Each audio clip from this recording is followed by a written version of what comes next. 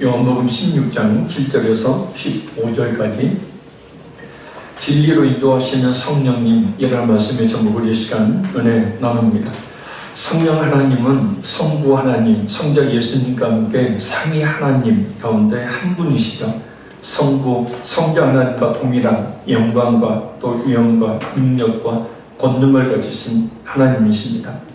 성령 하나님은 우리를 구원하시는 그 계획을 성부, 성자 하나님과 함께 세우셨죠. 성자 예수님께서는 십자가에서 그 구원의 계획을 성취하셨습니다. 그리고 성령님은 예수님께서 십자가에서 이루어놓으신 그 구속의 은혜를 우리에게 믿도록 믿음을 주시는 분입니다. 그 사역을 위해 성령 하나님은 성부, 성자 예수님께로부터 이 땅에 보내심을 받으신 분이죠. 그러면 성령 하나님께서 이 사역을 이루시기 위해서 하시는 구체적인 그런 일하심은 어떤 것인가?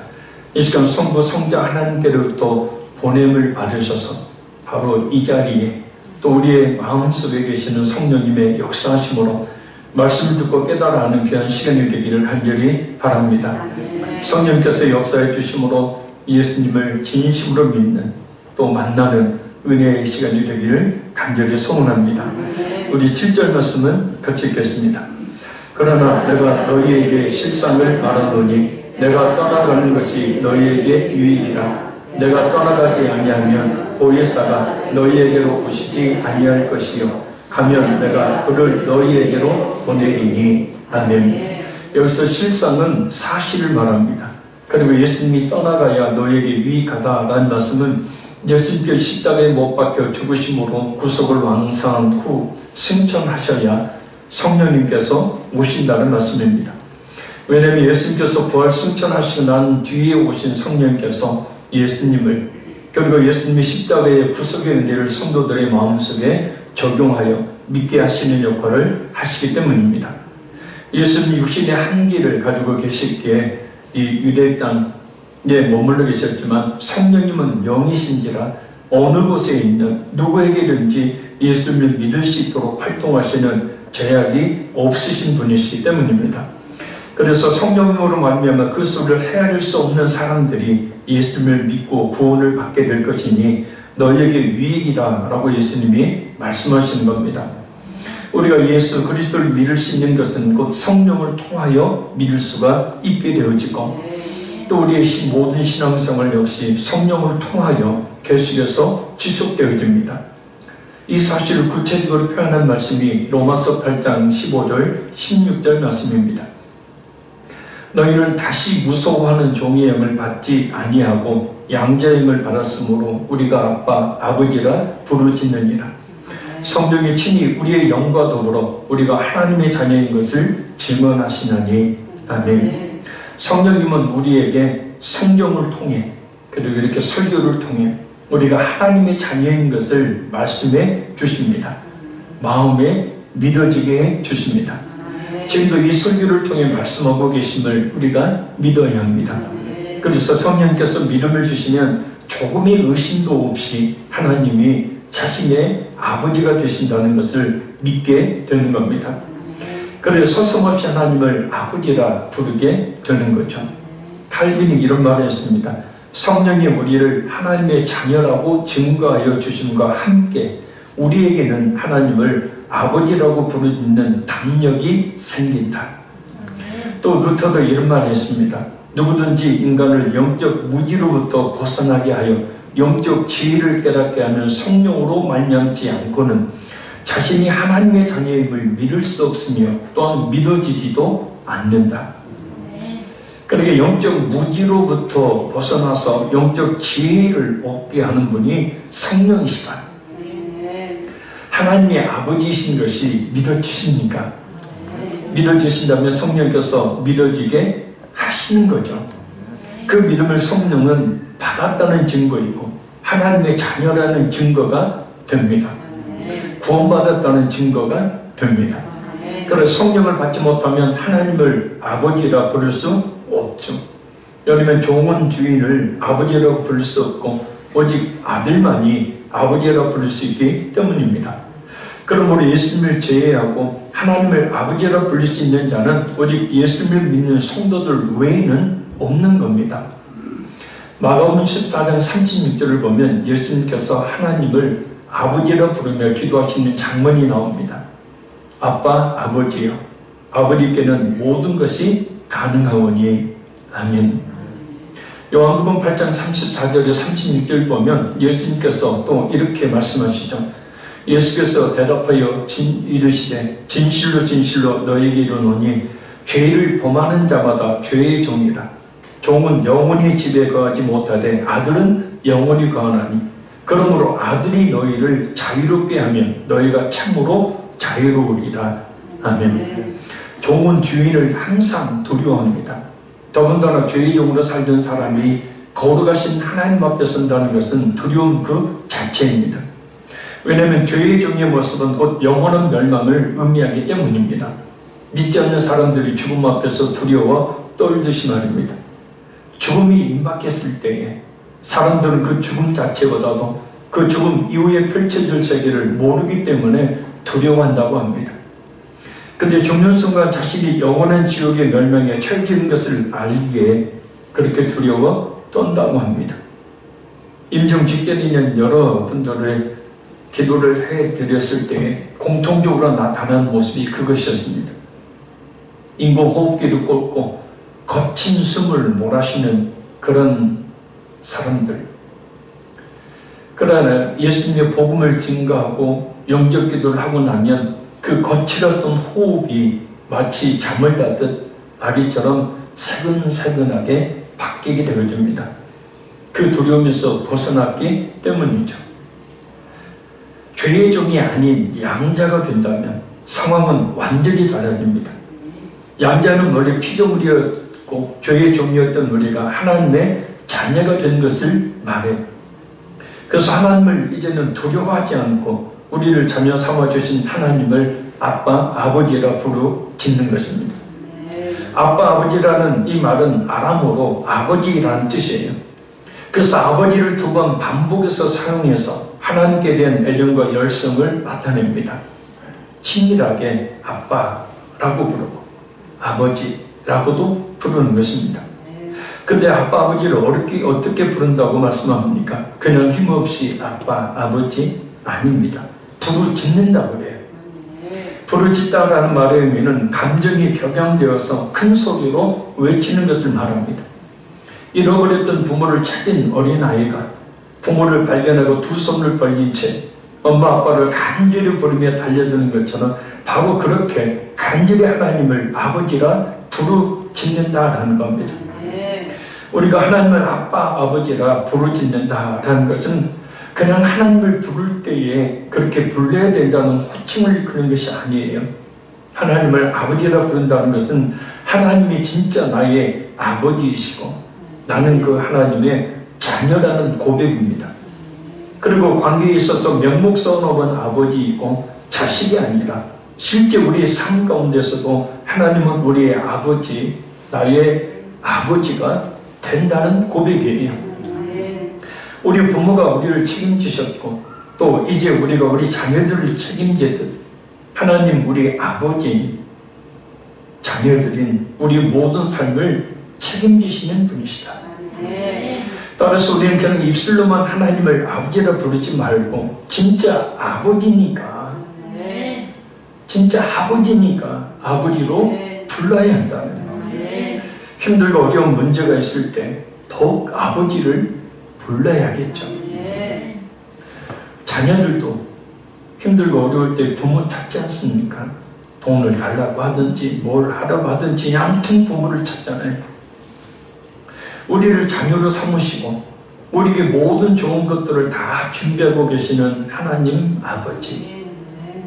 그러나 그 하나님을 멀리 계신 하나님으로는 여기지 아버지로 여기지 않고 그 품에 파고드는 자식들이 그리 많지 않으니 참 우리 하나님 아버지도 답답하실 겁니다.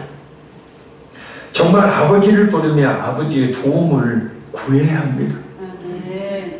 아멘. 정말 아멘이에요? 아니 하나님의 아버지라는. 근데 왜 걱정하고 염려하고 두려워하고 힘들어하고 합니까? 우리 육신의 부모는 우리에게 모든 걸 다 해줄 수는 없지만 우리 하나님은 우리에게 모든 것을 다 해주신다고 약속하고 있다는 거예요.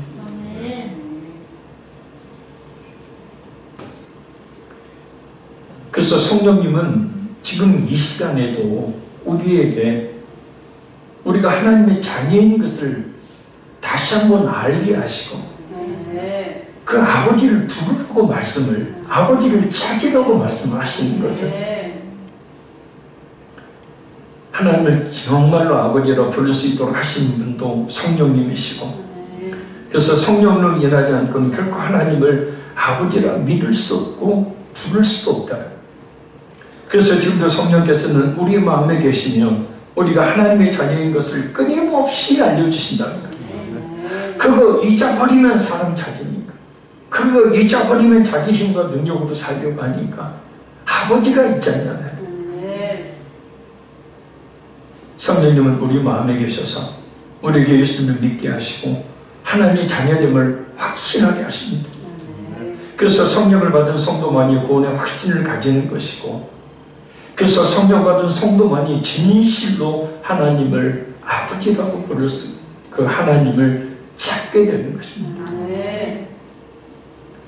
우리 오늘 말씀을 통해서 하나님이 진정한 나의 아버지이심을 다시 한번 굳게 깨닫고 확신하며 그 하나님 아버지를 날마다 부르는 우리 모두가 되기를 바랍니다. 자식이 부모를 부르면 부모는 응당 대답을 하잖아요. 하나님은 더더욱도 그렇다. 우리의 작은 시민도 외면하지 아니하시고 들으시는 하나님, 그 하나님 아버지, 그 아버지를 부르시는 우리 모두가 되기를 간절히 바랍니다. 그럼 성령께서 또 하시는 일은 어떤 일이 있을까요? 저 우리 8절 읽겠습니다. 그가 와서 죄에 대하여 의에 대하여 심판에 대하여 세상을 책망하시리라. 아멘. 여기서 책망하다는 말은 그릇된 생각을 꾸짖어 바로 잡아주는 것, 또 잘못 생각하고 있는 것을 깨닫게 해주신 것을 의미합니다.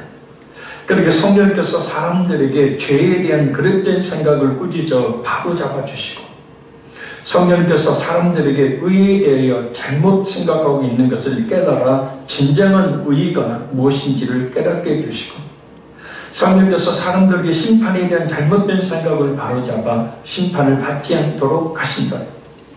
왜냐하면 많은 사람들이, 아니 세상의 대부분의 사람들이 죄에 대하여 의에 대하여 심판에 대하여 잘못 알고 있거나 알지 못하고 있기 때문입니다.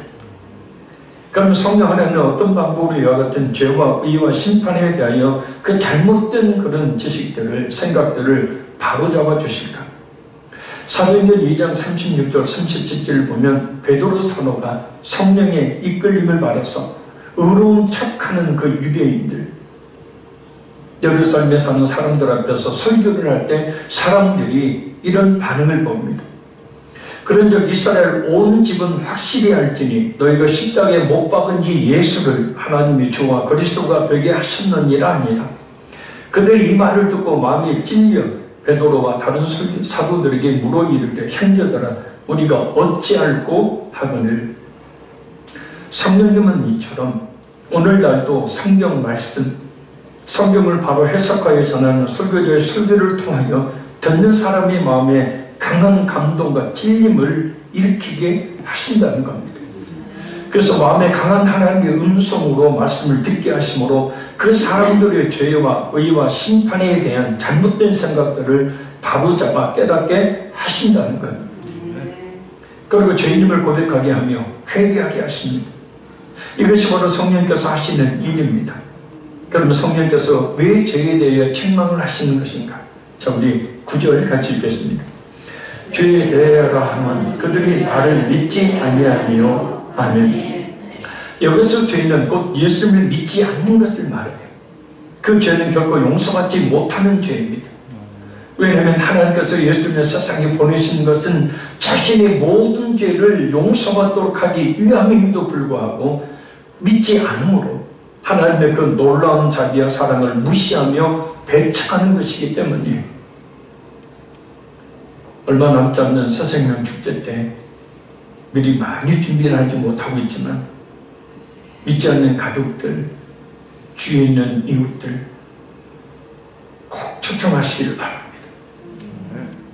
죄가 뭔지, 의의가 뭔지, 심판이 있음도 알지를 못하고 오늘도 그렇게 살아가고 있기 때문입니다. 그래서 우리가 그들의 그 영적 그 암흑과 같은 길을 가고 있는 그 길을 우리가 보게 된다면 결코 우리가 가만히 있지 못할 것입니다. 성령 하나님께서 사람들로 하여금 자신의 죄의 문제를 해결해 주시기 위하신 예수 그리스도가 누구인지를 알게 하시죠. 예수님에 대한 잘못된 사람들의 마음을 바로잡아 바로 알게 또 믿게 하시는 겁니다. 그래서 우리의 믿음은 성령의 이런 역사심으로 말미암아서만 구원받을 수 있는 참된 믿음이 되는 거예요. 성령님의 역사심이 없으면 하나님이신 예수님을 제대로 알 수 없습니다. 성령님의 역사심이 없으면 예수님께서 자신의 과거, 현재, 미래의 모든 죄에서 구원할 자로 믿을 수가 없어요. 아무리 힘쓰고 애써도 알 수 없고 믿을 수 없습니다. 그래서 수많은 사람들이 예수님을 믿지 않고 있는 것입니다. 구원이 없는 헛된 종교를 따르고 우상을 섬기며 또 죽으면 모든 것이 끝나버리는 것으로 알고 살고 있는 것이죠. 오직 이 세상에 자신만을 의지하지 말입니다. 우리가 예수님을 우리의 구원자로 믿는 것, 그것은 바로 성령님께서 깨닫게 해주셨기 때문이에요. 알게 해주셨기 때문에 믿는 거예요. 믿게 해주시기 때문에 믿는 거예요. 지금 이 시간으로 성령님은 왜 예수님을 믿지 않느냐, 왜 예수님을 진실하게 믿지 않느냐라고 말씀하고 계시는 겁니다. 잘못된 예수님에 대한 생각들을 바로잡아주고 계시는 거죠. 예수님은 그저 성경 속에 기록된 분이 아니라는 겁니다. 예수님께서는 살아계신 하나님이시라는 거죠. 예수님께서 십자가에 죽으신 것은 이 자리에 있는 바로 우리 자신을 위해서. 따라서 죄 중에 가장 근본적인 죄는 예수님을 믿지 않는 거예요. 왜냐하면 믿지 않으면 자신의 그 모든 죄를 사함받지 못한 상태에서 스스로 자신의 그 수많은 죄를 짊어지고 결국에는 영원한 지옥의 심판을 받을 것이기 때문이라는 겁니다. 그래서 책망하는 것이 무엇입니까? 자, 우리 10절 말씀 읽겠습니다.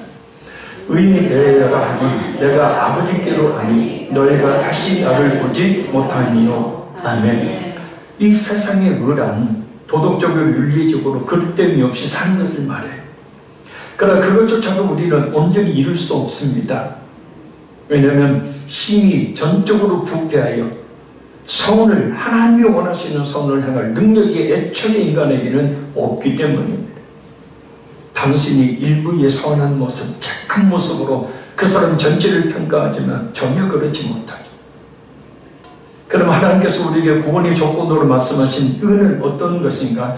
바로 예수 그리스도의 의예요. 예수님께서 십자가에서 이뤄놓으신 의. 왜냐하면 예수님이 십자가에 죽으심으로 우리의 과거, 현재, 미래의 모든 죄를 씻어주심으로 죄 없다, 곧 의롭다함을 얻게 하셨기 때문이라는 거예요. 믿어야 합니다. 그래서 예수님께서 아버지께로 가는 것이 의라라고 말씀하신 겁니다. 왜냐하면 아버지께로 가신다는 것은 예수님의 부활 승천을 말하죠. 예수님의 부활 승천은 우리를 구원하시려는 모든 그런 구원의 계획을 십자가에 죽으심으로 이루시고 우리에게 영원한 생명을 주시기 위해 부활 승천하셨음을 말씀하시는 것이기 때문이에요. 예수님께서 아버지께로 가신다라는 것은 완전히 의를 이루셨음을 의미하기 때문이에요. 로마서 8장 33절 34절 말씀입니다. 누가 능히 하나님께서 택하신 자들을 고발하리요? 의롭다 하신 이는 하나님이시니 누가 정죄하리요? 죽으실 뿐 아니라 다시 살아나신 이는 그리스도 예수지님, 그는 하나님 우편에 계신 자요 우리를 위하여 간구하시는 자신이라. 아멘.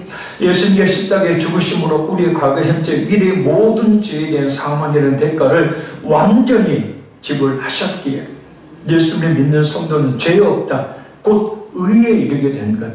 그래서 정죄함이 없다.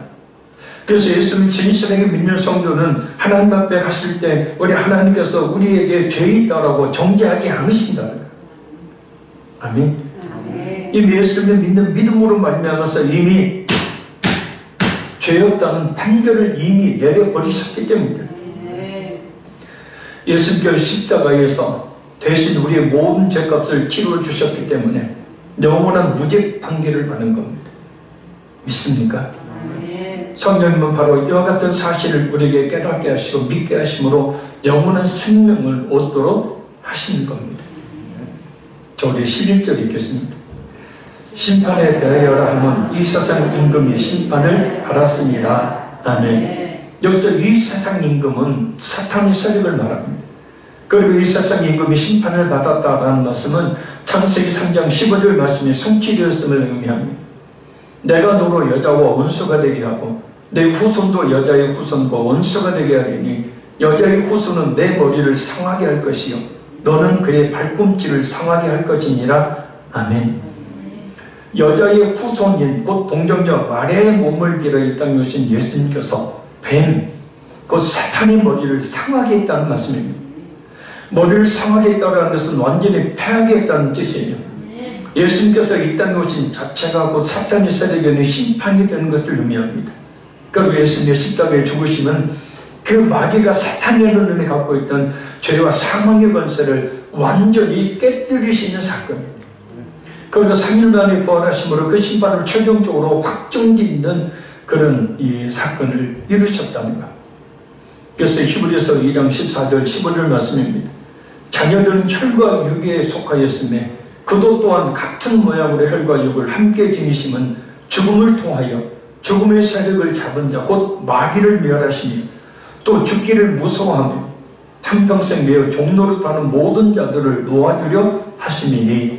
아멘. 그러나 사탄은 비록 그 머리가 상했지만 아직도 세상에 권세 잡은 자로 존재합니다. 왜냐하면 사탄의 최종적인 멸망은 예수님의 제 이름으로 말미암아 영원한 무지개물로 떨어지는 그날이기 때문에, 그래서 예수 그리스도의 초림으로 사탄의 세력은 이미 결정적으로 패했지만 그리스도의 재림시 완전한 패에 이를 때까지는 아직도 최후의 발악을 하고 있다는 거예요. 머리가 깨진 뱀이 그 몸은 막 몸부림을 치듯이 사탄은 갈수록 믿는 자들을 무너뜨리기 위해서 수단 방법 가리지 않고 발악을 하고 있는 거예요. 그래서 지금 이 세대가 바로 그러한 세대 속에 있고, 그래서 진실한 믿음을 가진 성도들조차도 그들의 믿음을 빼앗으려고 가진 수단 방법을 다 동원해서 지금 이 마귀가 마지막 발악을 하고 있다는 거예요.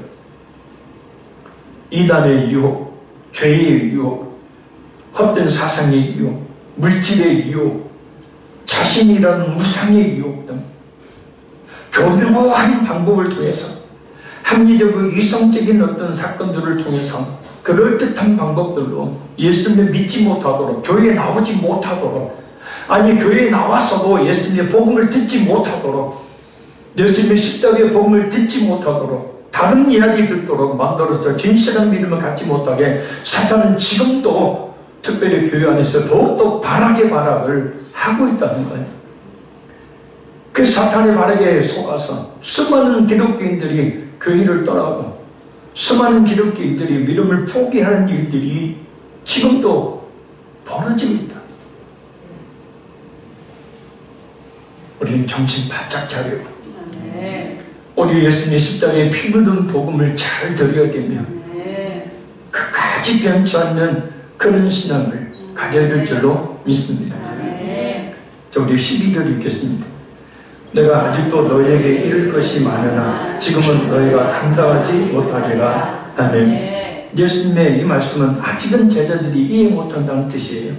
그리스도의 십자가의 죽으심과 부활, 그리고 승천의 의미를 제대로 깨닫지 못한다는 뜻입니다. 장차 예수님이 십자가에 죽으시고 부활 승천하셔서 성령을 보내주실 때에 비로소 그 희미한 지식들이 참된 지식으로 진리로 제대로 깨닫게 된다는 말씀입니다. 그래서 성령께서 역사해 주시지 않으면 도무지 예수님의 십자가에 죽으신가 부활이 믿어지지 않는 거예요. 도무지 성경 말씀이 설교가 무슨 설교인지 알 수가 없는 것입니다.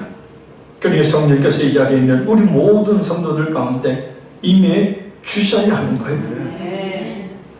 우리 13절 보겠습니다.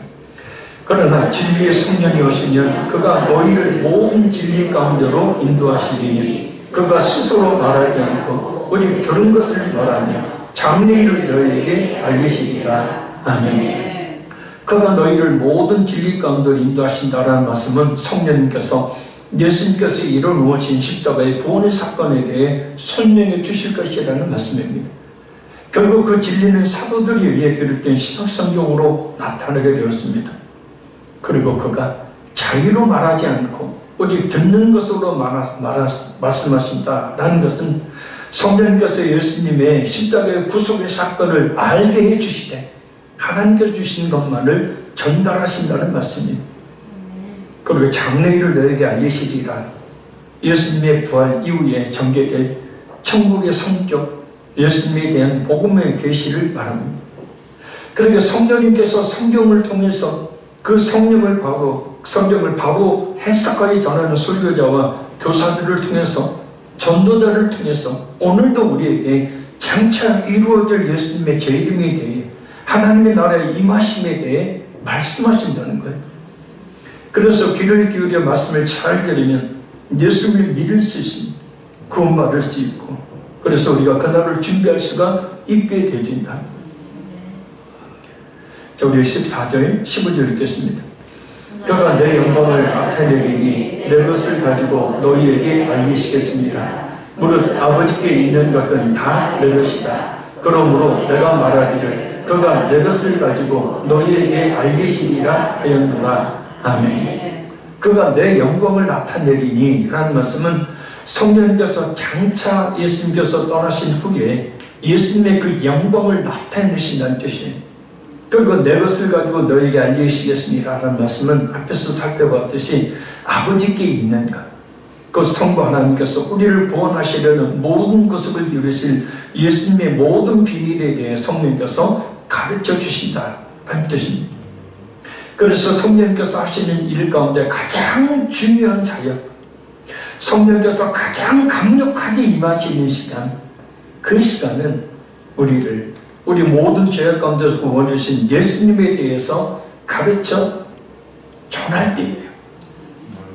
아멘. 아멘. 지금도 우리는 예수님에 대해 듣고 있잖아요. 그래서 성령께서 역사하고 계시는 시간입니다. 제가 성령이라는 얘기가 아니라 성령님께서 이 설교를 통해서 이 시간 우리에게 믿음을 주고 계신다는 말씀이에요. 그래서 말씀을 잘 들어야 되는 거예요. 그래서 성령의 역사하심으로 말미암아 진실한 믿음을 가질 때 우리 장로님 기도처럼 예수 그리스도를 믿는 그 믿음이 우리에게 이루어가 되고 힘이 되고 소망이 되는 거예요. 아무리 힘을 내서요, 아무리 소망을 가져서요 해도 소용없어요. 예수를 믿는 믿음이 우리 속에 있어야 그 믿음이 강력하게 역사를 하여서 참된 소망을 갖게 되어지고 힘을 내게 되고 용기를 갖게 되고 담대하게 살아갈 수 있게 된다는 거예요. 그래서 요한일서에 이 세상을 이길 믿음이 뭐냐라는 거예요. 곧 예수 그리스도를 믿는 믿음이라는 거예요. 그러니까 예수를 진실하게 믿는 믿음이야말로 이 세상의 모든 것들을 이겨낼 수 있는 힘이 된다. 할렐루야.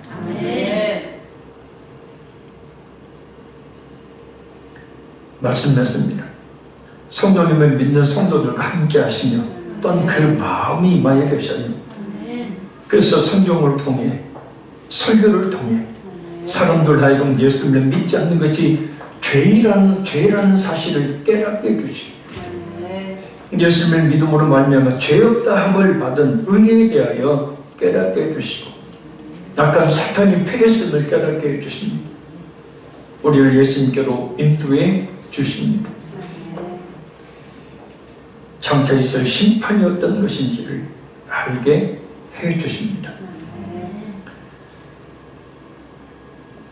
이번 사정명 축제 때 특별히 믿지 않는 가족들 꼭 주님께로 결정하십시오.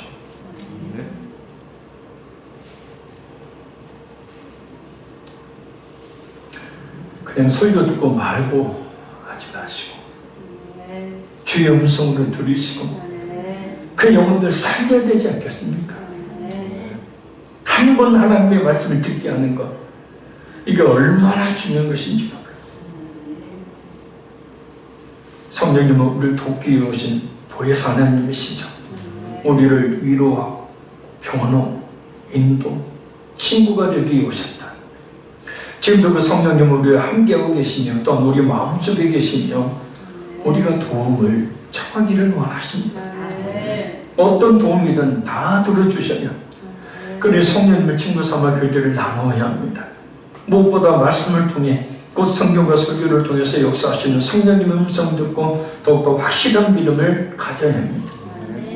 특히 성령님께서 하나님을 아버지라 부르게 하신 우리의 오늘과 내일의 모든 삶의 주관자가 되시는 하나님 아버지, 하나님 그 아버지께 모든 것을 맡겨야 합니다. 우리 아버지께서 분명 책임져 주실 것입니다. 선한 길, 축복의 길로 인도해 주실 것입니다. 우리가 우리 자녀에게 하듯이 나갑니다. 하나님께서 우리 아버지가 되시는데, 하나님이 내 아버지가 되시는데 무엇이 염려되고 무엇이 걱정되고 무엇이 두려우냐. 찬양을 들으신 후에